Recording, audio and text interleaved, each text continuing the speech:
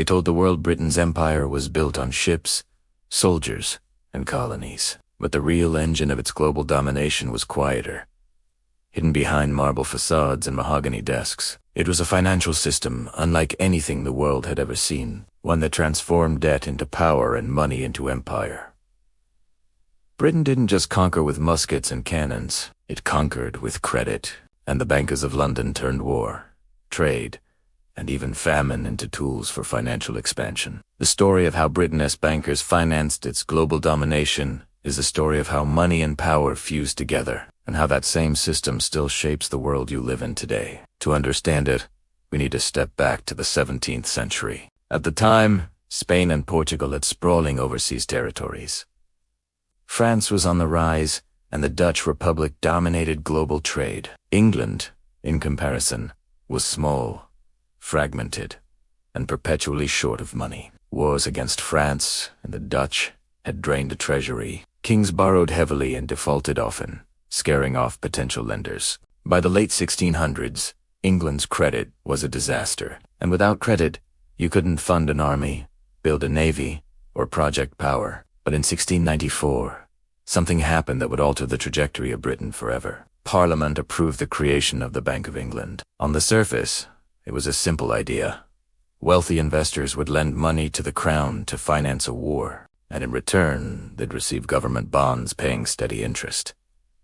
A central bank was created to manage this, but beneath the paperwork lay a revolution. The Bank of England institutionalized debt. It turned the shaky promises of monarchs into tradable securities. For the first time, the English state could borrow reliably, at lower rates, and on a massive scale. This was the hidden weapon of empire. With a stable system of public credit, Britain could fund wars long after rivals went broke. Every war was now a financial contest, and Britain had figured out how to rig the game. Take the War of the Spanish Succession. Britain, a relatively small island, maintained armies and fleets for over a decade. How?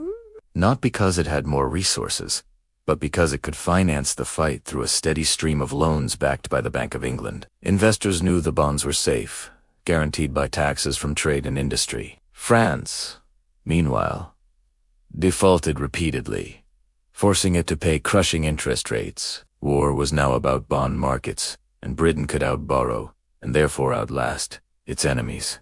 This system grew stronger throughout the 18th century. During the 7 Years' War, Britain borrowed a staggering £100 million to finance campaigns across the globe. France, though larger and richer, couldn't keep up. The war bankrupted the French crown, setting the stage for its revolution. Britain, meanwhile, emerged with a global empire and a wealthy investor class, who had grown rich from the interest payments on government bonds.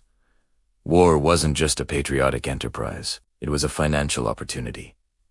But war was only half the story. The other pillar was trade, and once again, the bankers were at the center. The 18th century saw the rise of joint stock companies, especially the infamous East India Company. This was no ordinary trading firm. It was part corporation, part government, and part military machine. Investors in London bought shares, expecting dividends from trade in spices and textiles. But those profits came from conquest. The East India Company raised private armies, bribed local rulers, and extracted taxes from millions in India. Its revenues were then funneled back into London, enriching bankers and bondholders.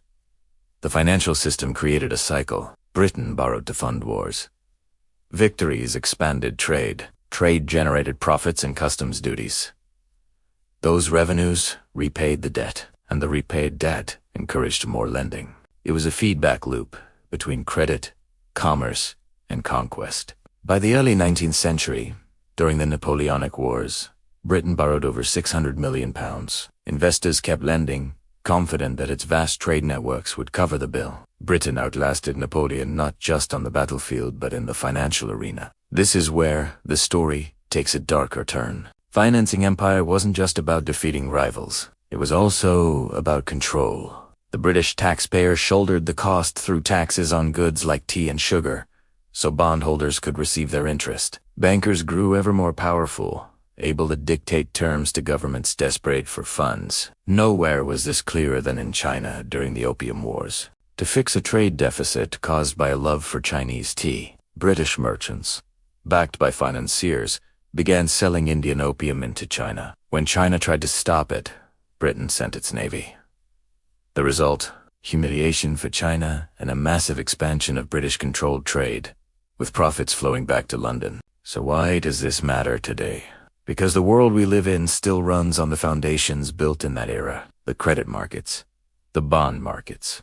The very idea of national debt as a permanent condition, this is a direct descendant of what Britain created. When governments today borrowed trillions, when wars are financed with debt, when investors profit from conflicts that devastate ordinary people, this is the same playbook. Britain may no longer rule the seas, but the model of finance it pioneered still rules the world. The lesson of Britain as financial empire is simple but uncomfortable. Real wealth is about control of the financial system. Those who issue the debt, who set the terms, who control the flow of capital, they are the ones who shape history. The question is, who holds that power today? Financial education is not optional. It's the shield against being exploited by the same dynamics that built empires. Understand how money and power intertwine. Because history doesn't hust. Repeat, it evolves. And if you fail to understand it, it can still crush you. If this gave you a new perspective, hit subscribe. This is the Financial Historian, and history has the answers. I'll show you where to look.